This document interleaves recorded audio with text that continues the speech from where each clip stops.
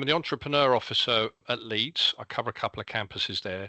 And one of the things I've been noticing, I've probably met with a couple of hundred students doing one-to-ones. One of the things that I noticed is that, or realized more than anything, is the fact that when you speak in your language, you must have to think in your language and then translate into English, and then obviously, and I'm sure you're probably very proficient at it, but I noticed that it must be hard when it comes to selling it, because you've got to be thinking strategies, what to say next, thinking ahead.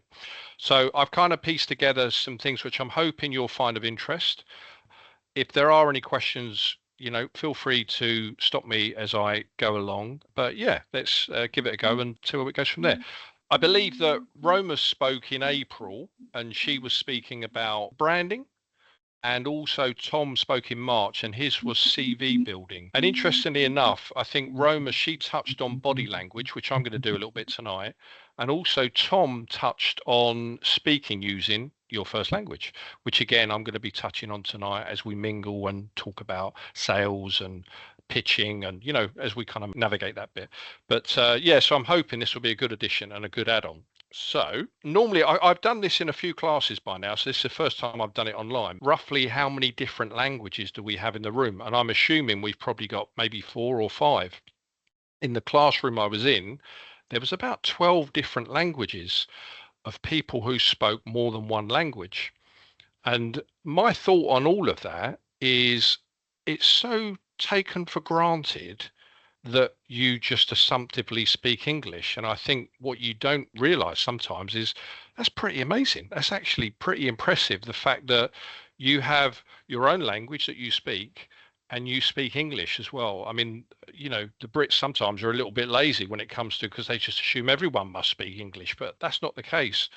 So I just take my hat off to you. And I think that you should realize that that's quite a gift actually. So that's my opening gambit. Anyway, so I'm going to put some slides up now, which I'm just going to put up. I'll admit to a language and a half, Mark. A language. I can only do a language and a half. What's the half? I've married a Spanish man, and talking about in-laws, okay. They are all Spanish and wonderful, but don't speak much English at all. So I have managed the half, but only really half. I won't admit to a whole second language yet. So that's what we're going to be talking about. So is tips for selling using your second language. And just to give you a background, I've been at GBS for about nearly 7 months now. I've been in business for 21 years. My previous business was a gentleman's outfitter when I used to sell menswear. And then prior to that, I was in the construction industry with a wet room business, which I was talking about briefly earlier. But I've been a salesman for probably about 35 years. So I've got a vast experience in sales, including being in the motor industry. And I was the first person ever to achieve an IMI, which qualifies as a professional salesperson, which was done as a pilot back in 1995, I believe. So anyway, we'll move on. Can I ask a silly question? Go on. What's an IMI? Oh, it's and maybe more business people will know than I do. Right. It's the Institute of the Motor Industry. Right. Yeah, so it becomes you get letters after your name, which you have to pay for every year if you want to keep it up. But the sad thing about it, going back to 1995, is it was never really respected. And you think, there's an awful lot of sales professionals out there, and it just wasn't respected. But, there you go. Anyway, today, these are some of the things that I plan to cover. We're going to look at the art of selling. We're going to appreciate some people who've gone before that have had some real experience and some success. Hopefully with some takeaways along the way. We're going to celebrate our differences as well. And we're going to look at how some of the shortfalls we might have, we can work to our advantage, and we'll lead into body language, which I'm hoping will just be a bit of fun anyway. So before we start, that was the question I asked, which I was talking about languages earlier. Just out of interest, I guessed 4. Does anyone, roughly how many have we got? 4 or 5 languages here, probably? I speak Romanian and I speak Italian. Oh, wow. Okay. And because of that, I can understand fully Spanish, and I can speak, let's say, about 30%, because I mix it with Italian because they are so similar. And I've also done German and French in school, so I can understand, but I need to get back to it in order to be able to speak it properly. But yeah. Right. Okay. Wow. That's really impressive. Oh, thank you. Right. So first up, I'm just going to touch on what basic selling is. If you want to respond, you're more than happy to just unmute and share. We're going to start off with what's sales and who does it. And these are the obvious ones I put in there. Obviously, it's talking. Obviously, it's listening. It's an exchange of money. It's earning a living for an awful lot of people as well. It is getting your point across. And some say it's maybe taking no for an answer. And also, who does it? I think in the first instance, sometimes it can be annoying people on the phone. I'm sure you've had people on the phone that they try and get you to commit. And sometimes you don't even know these days whether they're truthful or honest or where they're from. So it is quite difficult, especially for salespeople on the phone. And you can feel like you're being manipulated a little bit. And dare I say it, sometimes you do get the odd liar as well as you navigate that. But that's not always the case. So if we go a bit more intermediate with that as well, if I've gone forward one. Yeah, if we take it up a notch and we go a bit more intermediate, we balance the talking and listening, 70 and 30%. It's more about unearthing a problem. So we're trying to establish, is there a need? Is there a problem? And then we're trying to fit the whole thing together like a marriage. And it's starting to empathize and bring that into the discussion as well. Who does it? I thought I'd change it up this time, and it could be anyone and everyone, because it's a parent to a child and it's a child to a parent who's got children and never had their children sold to you. They're very good at it. It is a doctor who has to sell himself and sell what he does, because we're all salespeople in a nutshell. And that's the point I'm trying to make when it comes to sale. Gone are the days when, this is what I do for a living, because there's always an element of us having to sell. Look at teachers these days. Who would have thought that teachers these days have a huge responsibility? But back in the day, they did their job and they went home. And I'm sure it was a great job, but they're far more accountable and they have to sell what they're doing. Hence the importance of knowing how to sell. And then if I take it finally up a notch and go deeper, and we consider a professional salesperson, what does that look like? And I've kind of brought it in to make it a bit more emotional. It's somewhat, if you look at a true salesman working, it really is a joy to watch. It's like a chess master in play. I believe, if a true salesperson is very transparent, they're virtuous, and it's also very vocational as well.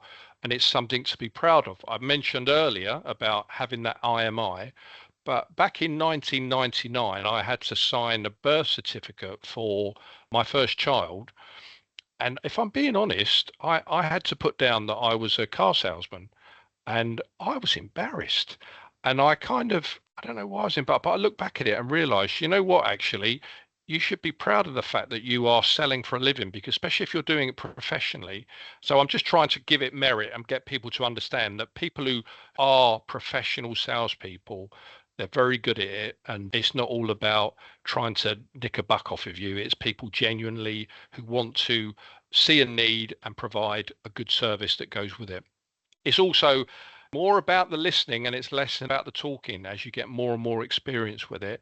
And also it's realizing that you enhance commerce, because if you're selling, a certain product or service, the chances are there'll need to be lots of add-ons and different services and companies and industries that are all involved, and everyone benefits.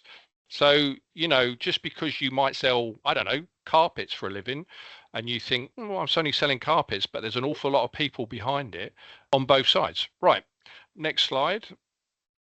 So we're going to move into, obviously, where I want to go with this, but I thought I'd start off by looking at some absolute legends who have gone before.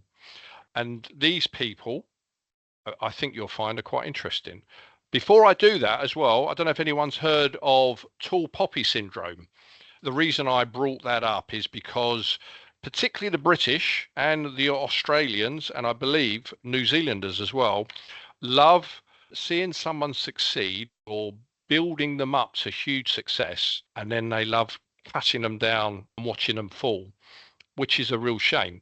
And the reason I say that is because I don't think we always appreciate who's gone before. and that there genuinely are some good people and good heroes out there who've done a pretty impressive job, and there's much that we can learn from it. Right. So the first one I've got is a chap called David Ogilvy. He was the founding father of advertising, and he knew the value in research. He knew what it could do for him, and he knew the value of research and the potential that it could bring to a wealth of clients as well, and that there was money and power in research as well. He also knew as well that you couldn't get away with being boring, and that you think that you could bore someone into submission. It doesn't work. And I think if anyone tries to do that with selling by trying to blind them with science, people soon switch off. And you can tell when we look at body language. And that there's also value in touch points, and that's keeping in contact with the customer, and it's finding good specific reasons throughout that whole process, including the after sales part of it as well, where you can have some key touch points that can make a difference, and you can build on that obviously with referrals. And this guy also relished in the word no. He looked for an opportunity, because every time someone said no, he knew that he'd done sufficient work to push them into a position of, you've said no, that means you may well say yes. And that's kind of what makes sales interesting. Sometimes people, depends where they are in the buying cycle, and some people might just go, yeah, where do I sign? And that's absolutely fine. But other times they'll push back, and your objective is to unearth, and that's why it makes it a bit more exciting and a bit more interesting. And this guy knew the value in what a no meant. Next up, we have a guy called David Carnegie, and he wrote a famous book, which some of you may have seen or read, on how to win friends and influence people. Now, he knew that there was true power in influence and by forming relationships.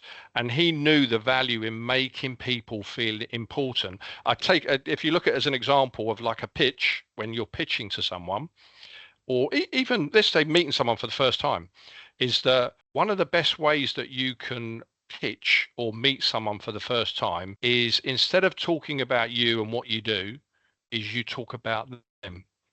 And by talking about them, they'll stay engaged in a conversation. And then you can learn the skills afterwards, and the way that you can then turn it around to then become a bit more equal in the conversation. But this guy was a legend, and he was very good at it. The other thing is he knew how to ask questions. If no one's any good at asking questions, I suggest you go and get round a 3-year-old child. They are exceptionally good at asking an awful lot of questions. And coupled with that, with questions, the key is that you use open-ended questions and you use closed-ended questions. So when you start with your open-ended questions, the whole objective is you open your customer up, or your people, or whoever you're talking to, with the objective of not getting a yes and no, but actually getting a response that you can work with, because you've got data then, haven't you? And then when you are progressing along that sales funnel and getting closer and a bit more excited about trying to get on the dotted line and doing a sale, then you start closing that down with closed-ended questions, and you're looking for a yes, no response as you go in for the kill, in a nice way, if you know what I mean. But again, that doesn't work with 3-year-olds. You can try it. You can try and close them down with a yes, no, but they'll still come back at you and they'll win anyway. This guy, Dale, he's got heads up well over me as well. The guy was a legend at remembering names. If someone does know how to remember names, please advise me, because I've got no idea. I'm absolutely terrible with remembering names. I'll give you an example. Is at a church, someone I knew personally asked me, which is very intimate, would you pray for me? And I knew her name, and could I remember her name? I couldn't remember it. And then you tell me how you get around that when you're supposed to pray for someone. So there's a key. So if you do know how to remember names, some say look at the forehead, and some say try and rhyme it with something, but it never worked for me.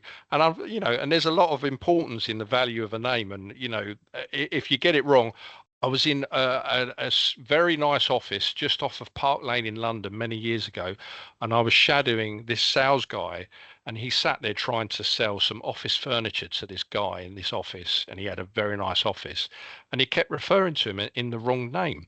And 3 times the guy corrected him and said, no, this is my name. Do you know what? This guy just ignored him and he kept using the wrong name. And the whole thing was an absolute train wreck. If I could have run and hid somewhere under the table, I would have done. So there is importance in remembering it. And finally, avoid flattery. I think at all costs, don't dish it out. And if someone dishes it out to you, I'd avoid that as well. So yeah, flattery is not for me. Right, next guy. What is it about flattery, Mark? Because my argument would be, if you can't remember somebody's name, but you can kind of remember other details about them, is that, you know, if you're in a panic and you think, oh, I remember that you've got 3 kids and you own a menswear shop, you know, something like that, but you can't remember their name because you've just had a blank. In my opinion, anyway, but I think when someone's using flattery, I think there's a motive, and, you know, yeah, you can dig yourself out of a hole with it sometimes, but when you see flattery, for me, it's not particularly attractive. It's a red flag. It is. Yeah, it's definitely a red flag. Good advice. Yes. I don't know if you can see this guy. The next one is a guy called Joe Andes. He was English and he moved to Manhattan many years ago. He passed, sadly, in 2009. But that guy, there he is in action on a street corner in Manhattan, and he used to sell $5 potato peelers. He was a very humble, hard-working man, and he crafted his trade by watching pitchmen who set up in the rubble of World War II, you know, when the Blitz was on, and he used to just join in and become part of it. And that guy died a multi-millionaire, so he must have sold quite a few potato peelers at $5 each. So fair play. But the point I'm making there is humility and hard work hand in hand. That's a winner to me anyway. And one of my favorite characters is a guy called Zig Ziglar. You may or may not have heard about Zig Ziglar. Incredible guy. He passed. He lived to a great old age of 96. Amazing salesman, went on to become an exceptional motivator. If you ever need cheering up, just go and look on YouTube or look online and just listen to a couple of talks by Zig Ziglar. He is your ultimate raconteur. And his big thing was that your attitude is the aroma of your heart. And if you had a bit of an attitude, often enough, you didn't smell too good. But he knew the value of that. He knew the value in confidence. Hence, he became a very well-known established motivator in helping building people's confidence. And he saw the ability in working as part of a team and also helping others as well. So for me, a real legend. A lady called Eric Feidner, I put her in. She's your ultimate matchmaker. Now, this woman, she sold on her own $40 million worth of Steinway pianos, which is unbelievable, considering as well that there's a fat chance of getting any repeat business afterwards, because once you've got one of those things, you're never going to have another one. And her big thing was how she worked with her customers is she focused on not her passion towards you, but she worked on instilling passion in you for music and restoring that music and passion to you as well. And she used to tailor every single opportunity and prepare. So preparation obviously is a big deal as well. So take my hats off to that. And the other thing as well, the woman had absolute integrity. If she didn't think that this worked and was a right fit for you, she wouldn't let you buy it. It's as simple as that. Not many people can say that, I'm sure. And finally, a guy called Joe Girard. I believe he was in the Guinness Book of Records. Hopefully you've seen that or come across that before. And he was known as the world's greatest salesman. Over a 15-year period from 1963 to 1977, I believe, over that period, he sold 13,000 cars. Now, I was a car salesman I was in the motor trade for 13 years, and I was a car salesman for about 5 of those years. So selling the amount he sold, 13,000 cars. In his average day, he sold 6 cars. In his best week, he sold 18. I think he did 174 cars in a month, and he sold 1,425 cars in a year. That's pretty impressive, you know, so hats off for that. And these were all retail sales. There was no fleet sales in amongst any of those. And this guy just persevered. He persevered. He built his little business up from nothing. And it all started from him going to a funeral, would you believe it? But from the funeral, he noticed the influence of a person and how many people they potentially knew. And he had one of those bingo moments when a light come on, and he realized that on average back then, one person potentially could know a couple of hundred people. We base it on 10 these days. And then from that, you've got this huge opportunity for networking and referrals. And that is how he built his whole business. So hats off to him for that. So what I've done before we move on, one thing which I'm a bit of a stickler for as well, is the one thing that all of these people had in common when it comes to selling and dealing with customers, yeah, is they never said love, sweetheart, darling, dude, honey bun, whatever you want to call it, because that person's not your mate, they're not your best bud, they're not your love, they're not your darling, so don't say it. And if you're going to be a professional salesperson, I take my hats off to them and don't do that either. So, right, just touching on what I've done with all of these key people, I'm taking some of the great things that they've done. As an example, the first one is research. Now, we don't have an excuse. Back then, David didn't have AI. And we have, and we've got Google. So there is no excuse. So the crossover, which I found with students, as I've been sharing this message as well, is that it's not just about selling, it's about selling yourself, because many of you are going to be looking to do interviews, or you've done interviews and you're looking for job opportunities. So it's a time to sell yourself.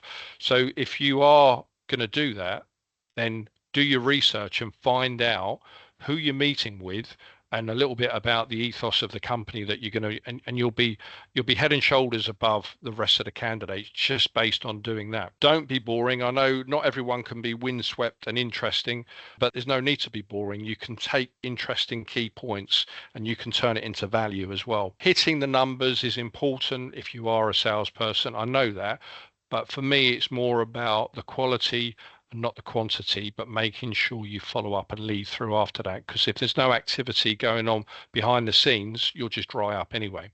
I mentioned on the power of no, and no is a wonderful thing to hear from someone, because if you get a no, you've got an opportunity to turn it into a yes. So that's that. Influencer, the word's been stolen a little bit these days. When people think of an influencer, they think of someone who's down 30 pints of Guinness and maybe had a load of curries, and they're trying to be on a cliff somewhere and do a YouTube video and stuff like that. It's not about that.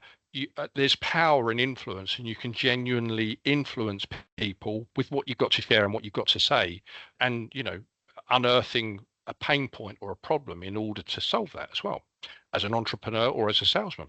Relationships, that can all be aligned with networking and teamwork, and that gives you an opportunity to grow. And I learned that myself, is that when I had a menswear shop, I think I became very insular and I wasn't linking up and networking. And when I've come here at GBS, the first thing I realize is if I can help students, I'm going to do that is by actually building relationships, not just with the students, but with people behind the scenes, in order to pass those people on and connect them. And then that gives me that influence as well. Feeling important goes back to what I said earlier, is everyone loves to feel important. And if you are engaging with someone, especially if you're pitching or you're doing an elevator pitch, that kind of thing, that it's important that you don't talk about you actually talk about them. And then doing so, make sure you make it positives rather than negatives, kind of thing. Remembering names, I think we worked on that, and obviously the flattery part as well. I did mention that. Remaining humble, I touched on that character earlier as well. And it's important that, and I find for me, by remaining humble, a great way to do that is just by being grateful. So if you don't like your job, if you've got a job, you can soon turn that round by just looking at the fact that, well, I actually get paid for that job. I actually get an opportunity to help and assist a load of people, and you turn it into positives, and you realize that, just by being grateful can just transform your day. Hardworking, there's that old saying, isn't there, that don't work harder, work smarter, and I'm all for that. However, if you are going to put in a shift, then put in a shift and make sure that you roll your sleeves up and you work hard as well. And your attitude is the aroma of your heart. I said that earlier. And if you're not careful, we can grow kind of an attitude and think that we're owed a life or owed an opportunity, when no, that's not the case. You've got to go out and get it yourself and create those opportunities yourself as well. Building in confidence. Don't think less of yourself, but think of yourself less. Do that and you're building confidence as well. The ability to help others. Zig Ziglar coined the phrase, you can have everything in life you want if you would just help enough people get what they want. And I think that's as true today as it was back then as well. Showcase your value. Well, that's a golden opportunity, to be able to pitch, shall we say, anyway. And that's something that maybe we're not doing this session, but we will get around to anyway. Repeat business are referrals, and the only way that you're going to get repeat business is by getting people to talk about you and the value that you bring to the party. And passion, the lady who had the passion, she instilled that in her customers, but also you've got to bring some passion to the party as well if you're going to engage with people. And preparation is completely different to research, but it's important that you prepare. So if you are going to meet with a big client, it's important that you prepare in advance and don't try and wing it when you get in there. And having that integrity to not sell to someone because you don't think they're a good fit, I think that speaks volumes as well. And I know sometimes you've got to walk away from commission, but I think I take your hat off if you do it as well. And perseverance, if your challenges can lead you to endurance and then perseverance, then you'll end up with character as well, which is a great attribute to have. So cross-cultural, we're going to move across to decoding the cross-cultural differences. So I think we're in a different world these days. I think that this is, when you look at our country as an example, it's so multicultural and it's to be celebrated. And I think there's such a mix of people and different cultures and different languages. And I think that that is a great opportunity. But it's also a great opportunity for us to get it right as we engage with one another and we cross over the divides, because sometimes there can be divides. And one simple solution could be that we consider empathy and we consider questions, and we can only do that by engaging with people we wouldn't normally do that with. So when it comes to talking with people, try talking to people you wouldn't normally talk to and engaging with different people and then finding out about those differences.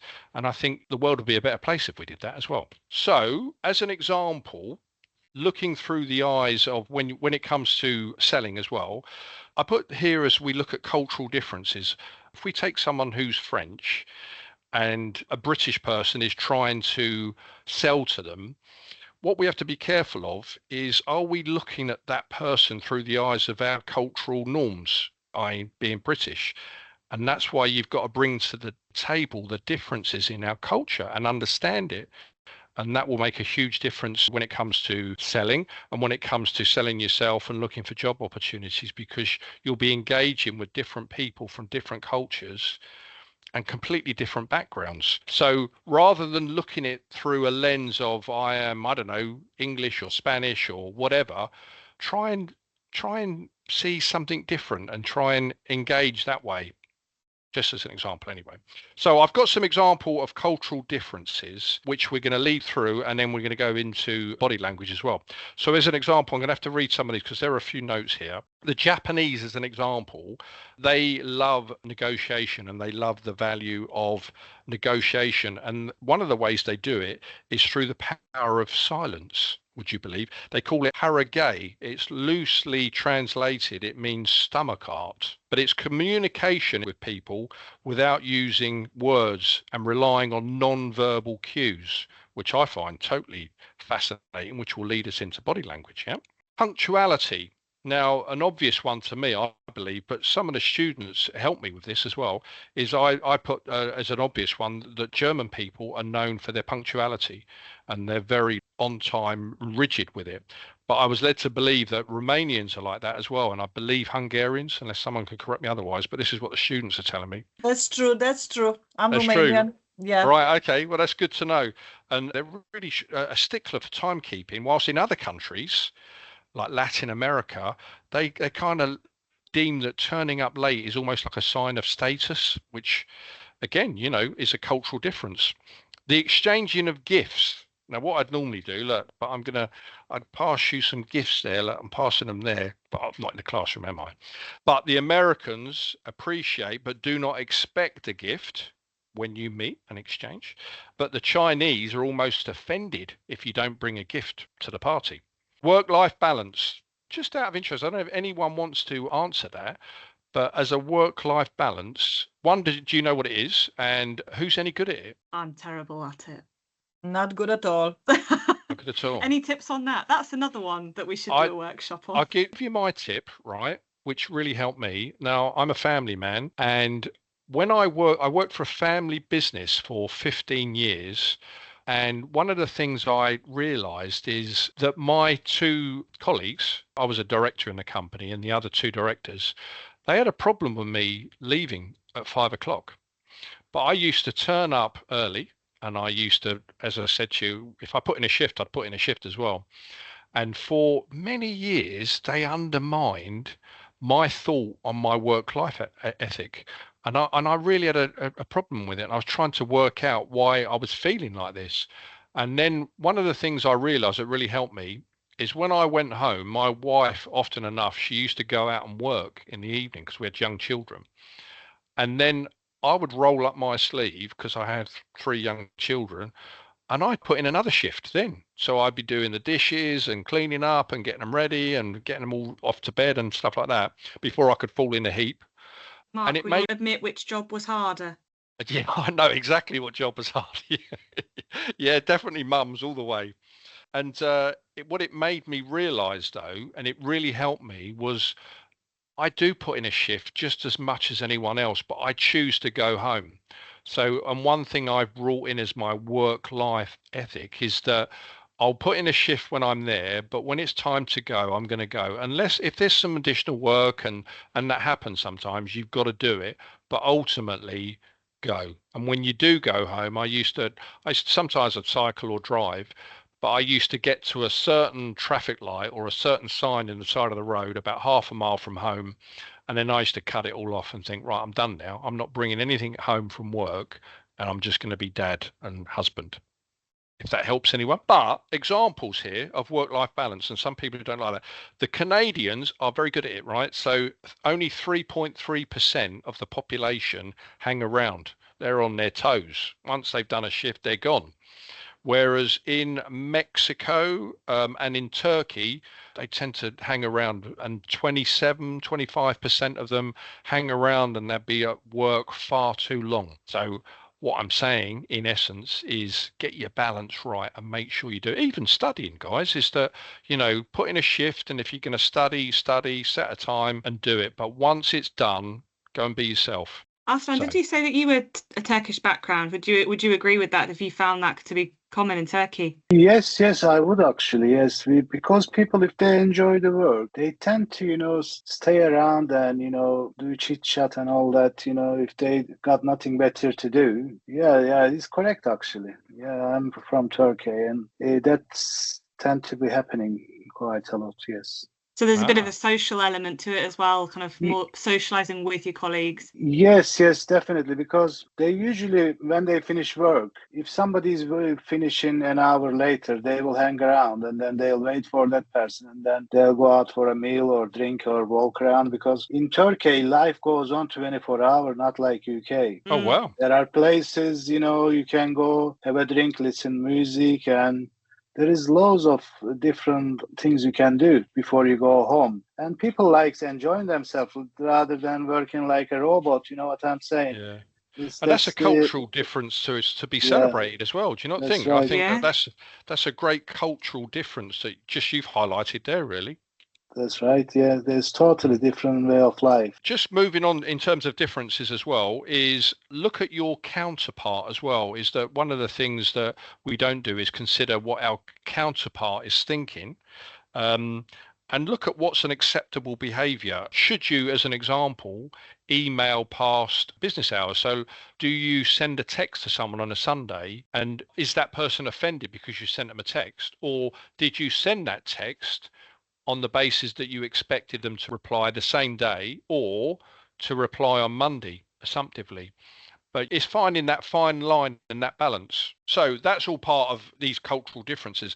One of the things when it comes to small talk, many years ago, I ended up in Hull City Council of all places, and I was selling a wet room product. And I sat in this office, I think there was about 2 architects in there, and all I had was a plank of wood, and I was trying to show them this wet room system that we had.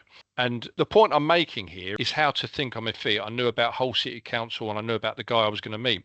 Now, he had to pop out the room for a minute, and I sat there in the room, and we were just about to start meeting, and I was going to show him my plank of wood. And I looked around, and I could see straight away there was pictures of grandchildren in Liverpool shirts, and there was him in a Newcastle shirt, and then there was a picture on the wall of fishing. So when he come back into the room, and then he almost looked at me as if to say, well, come on in, let's have your pitch kind of thing. Do you know what I mean? And the first thing I did was I put down my plank of wood on the table like that, and I said to him, oh, I noticed that you're a Newcastle fan. And he went, oh, yeah, straight away. And I said, but there's a difference there. You've got grandchildren there. And that was it. Off we went. We spent the next 10 minutes talking about football, about his grandchildren, and then talking about the fishing and everything else. And then when it finally come to my plank of wood that I was going to show him, he said, don't worry, we'll take care of that. And I'm not always going to say it's going to be as easy as that. But the point I'm making, though, is that just by seeing that difference and opportunity, it just broke the ice and I was in and sorted straight away. So there you go. Hopefully that might help someone. Right. So finally, silence. Here's an example. One of the most powerful closing techniques is silence. Some people live in silence, especially at home. Hopefully none of you do, but there is power in silence. And when it comes to pitching and going through the sales process and then coming to the final aspect for it, one of the best things that you can do is when you've done everything else is to fall silent. And then the whole idea is the first person to speak is the one that caves, and then you'll get the business. So don't be that person who speaks. I'll give you an example. When I was in the motor trade selling, I used to sell executive cars. And this guy was a sales trainer. And he ordered this car, cost him about £30,000 at the time. And he only had a very small business, and we just about got him cleared on finance. He was doing a lease vehicle. And then he come in to collect the car, and I could tell from his body language straight away that there was a problem. And this fella was trying to back out of the deal. Now, the car had been registered. It was a brand new car. And I was panicking, thinking, well, I've got a bit of commission, on this and what have you. And he was trying to throw up all these red herrings about this was wrong, that was wrong, and everything else. And then I sat there. What I did was I used his words and said, right, this, and this, and this is where we're at with it. And this is the final moment. Are we having this, yes or no kind of thing? And then I went silent on him, and it felt like an eternity, I have to say. And he knew exactly what I was doing. And the first thing he blurted out, bearing in mind he's the sales trainer, he said, I know what you're doing. I know what you're doing. And once he'd done it, I knew it was all sorted. And sure enough, within 10 minutes, he signed on the dotted line, and he did warm up and he went. But there is absolute power in silence as well. And I'd recommend that you try it. And it's good fun as well. Mark, I have to disagree with you. How do you get over the uncomfortable feeling, especially if you're not sure whether it's landed well, and you're not, especially if there is a language barrier, and you think, has this landed well, and you're sitting and waiting? How do you get over that discomfort? I know. Well, I guess sometimes you have to cave. Sometimes you do, especially if they're really good at it, and you got to think, oh, well, I've got a face saver here, please. And, if you need to cave, you need to cave. But it is a great tool. And if it does start to see the cracks appearing, is then, of course, step in and try and put things right. Because it may well mean that the deal wasn't meant to happen there and then. But it's a great closing technique. And one of the things that when we was in the motor trade, it's a bit of a secret, by the way, is that if a guy come in on his own, we used to fill in a form and take his details. And on the back of it, it used to say BMWW, which basically meant brave man without his wife. And we used to use it as a prompt and go, well, I suppose you need your wife here, do you, to, obviously help you with a buying decision. And the whole objective is he would get him to go, well, no chance. No, I'm going to do this myself. And then you would use that on him to say, well, you did, because often enough what would happen when it all gets a bit serious is I need to speak to my wife. And you say, well, we covered that earlier, didn't we? You said that you could make your own decision kind of thing. So you can use it against people. Not that you should. Right. Body language, body talks, because your body does talk, right? Hopefully, I've grabbed some interesting bits, and I hope you'll find it fun. And if anyone wants to ask any questions as you go through, please do as well. So these are the things that I've picked up and I found very fascinating, and I've actually been using some of them as well. And I think it will help you and it will give you an added advantage when it comes to engaging and talking to people. So if we look at a few pointers here, one would be if you see a speaker do a partial shoulder slide like that, it means he's not invested and he doesn't believe in what he's saying. Correct me if I'm wrong, right? But I'm just telling you that now. If you see them do a full shoulder shrug, they're totally committed and believe in what they're saying. So next time you're listening to a keynote speaker, see if you get that little shoulder and see what happens. There's my first pointer. I think I've moved forward actually a little bit there. Sorry. I don't know what to do with my shoulders now. I'm conscious. So yeah, be careful. Yeah, arms behind the back. That's an obvious one, and that's called a regal stance. Obviously, you see lots of royals doing it. Yeah, what it is in essence is someone saying, "Leave me alone." Okay. The best way to establish rapport. Does anyone know? Any thoughts? Icebreakers? One of the things you do, and obviously read the room when you're doing it as well, and be careful if you're opposite sex and what have you, is that if you were to place your arm very gently on someone's shoulder between the shoulder blade and the elbow, it's a great way of ice breaking and getting them to open up and talk. Did you know that? I've actually tried it once and it did work. It didn't backfire on me. But you have to kind of sense the vibes first. Exactly. And see how you feel. Yeah. Someone with their hands in their pockets, but also with their thumbs sticking out of their pockets. What they are displaying is absolute dominance. So just be wary of that. Everyone knows what that means, yes? All good, yeah, it does. But in Italian, it means the number 1. In Japan, it means the number 5. And in Greece, it means up yours, mate. Just so you know. Okay. So be careful. Researchers from Princetown note that your body expresses far more emotions than your face.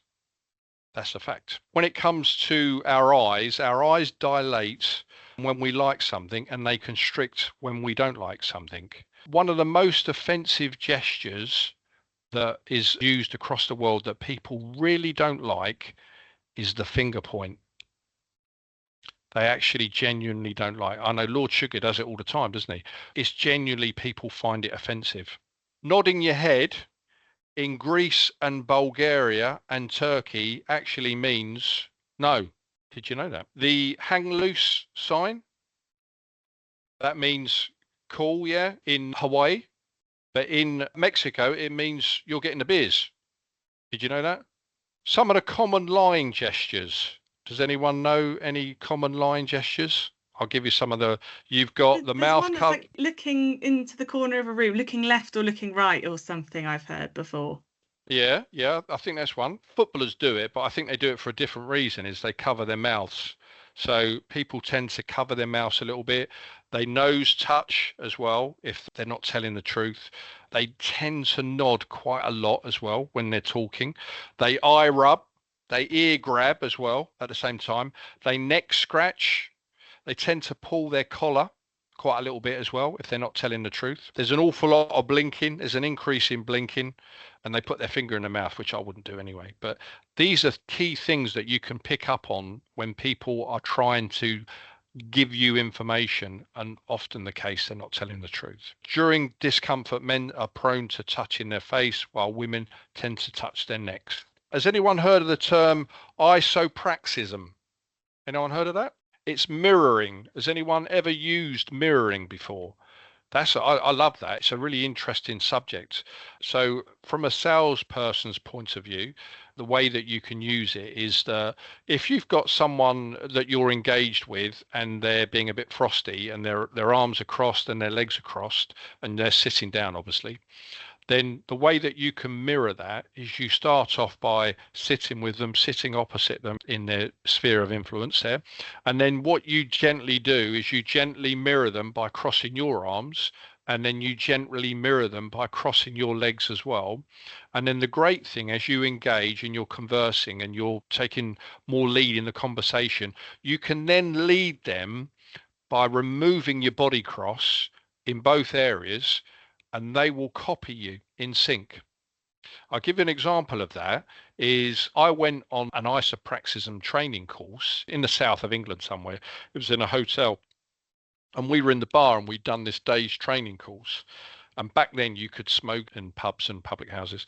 And we were at the bar, and this lady who was doing the course, she said, "Watch this." And she literally stood at the bar, and there was a guy smoking a cigarette at the end of the bar, and she literally got into his eye view, like literally from the side, so he wouldn't have even noticed her.